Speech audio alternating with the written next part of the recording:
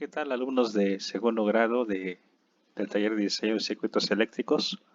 Me da gusto saludarlos por este medio y esta es la clase que va a ser de repaso de lo que aprendieron en el ciclo pasado. El tema es Introducción a las técnicas en la construcción de circuitos eléctricos. Vamos a recordar algo muy importante para nosotros y que si se acuerdan lo pudimos ver en el curso pasado, el uso del multímetro en los circuitos eléctricos. Bien, para empezar esta clase, vamos a pensar un poquito en lo que es la pregunta, ¿qué es una magnitud?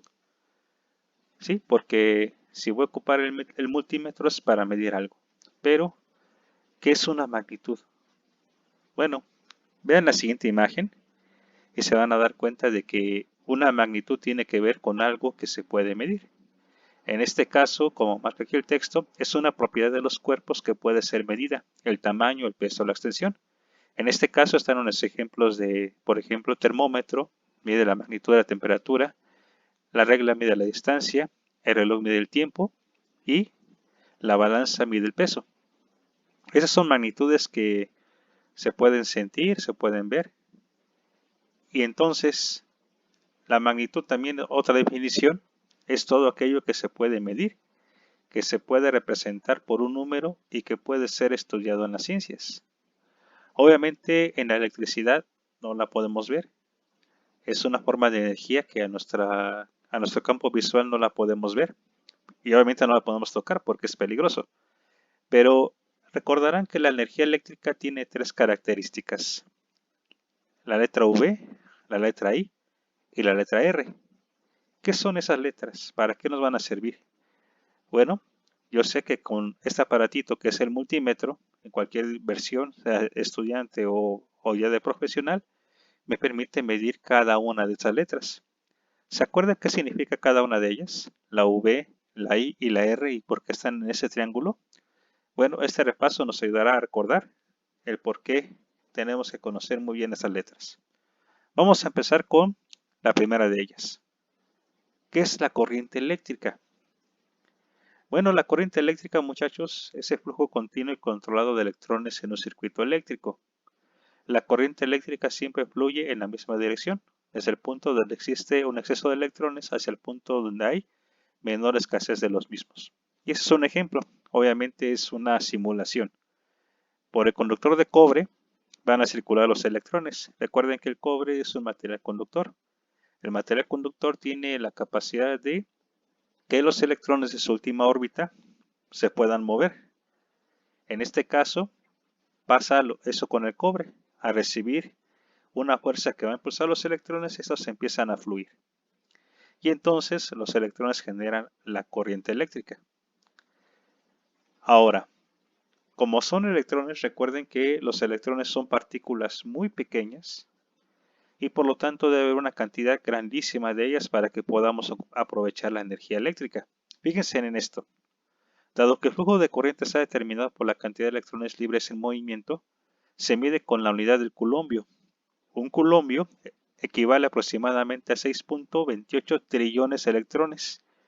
Con esa base decimos que un culombio que pasa por un punto fijo cada segundo equivale a un amperio, que se representa por la letra A.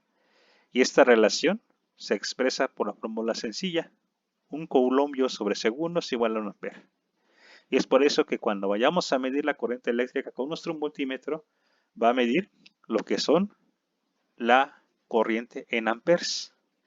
Y entonces aquí está la primera letra que viene en el triángulo. La letra I representa los amperes, que son la cantidad de electrones que pasan por determinado parte del conductor durante un segundo, y que es una cantidad enorme, 6.28 trillones de electrones. Ya recordamos lo que es la corriente. Bueno, ¿qué otra magnitud es muy importante para nosotros como eléctricos? La tensión. ¿Han escuchado ese término? Es que no hay tensión. Generalmente escuchamos el otro, es que no hay corriente. Y es cierto, cuando no hay tensión, pues no hay corriente. ¿La tensión qué es, muchachos? A la separación de cargas eléctricas llamamos tensión o diferencia de potencial, porque existe una diferencia de electrones de un extremo del circuito en comparación con la cantidad de electrones en el otro extremo. Quiere decir que Acuérdense, los electrones van a fluir de donde está la mayor cantidad a donde hay menos cantidad de electrones. Van a fluir de esa manera. Y entonces hablamos que hay una diferencia, inclusive la tensión se le llama diferencia de potencial. ¿Por qué? Porque en un punto, por ejemplo, en esta batería hay muchos más electrones y en este punto el positivo hay menos electrones. Entonces, esa diferencia de electrones va a hacer que empiecen a circular. En otras palabras, la tensión llega a ser, la fuerza que impulsa a los electrones y que les permite moverse. Aquí, en este ejemplo de esta batería, pueden ver que hay la misma cantidad de electrones y por lo tanto no hay una diferencia y por lo tanto no hay circulación de corriente.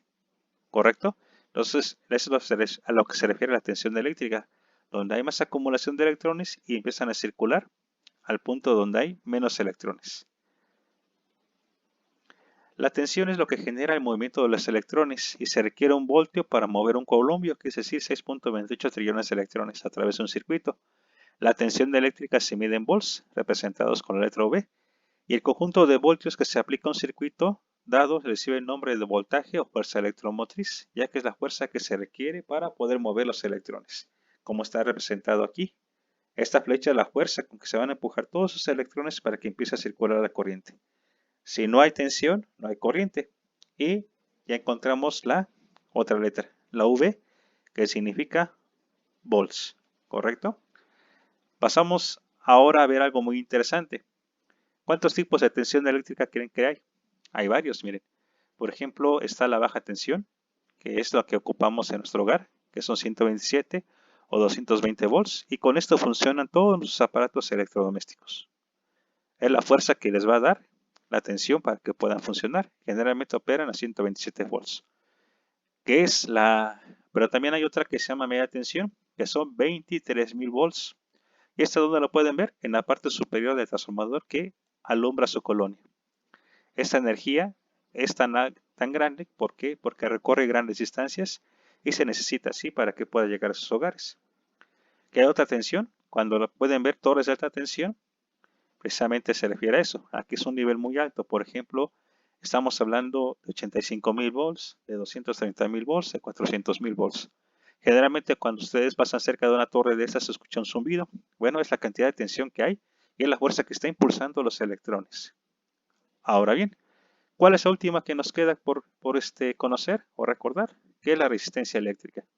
Bueno, la resistencia eléctrica, jóvenes, es la oposición, como su nombre lo dice, a un flujo de electrones.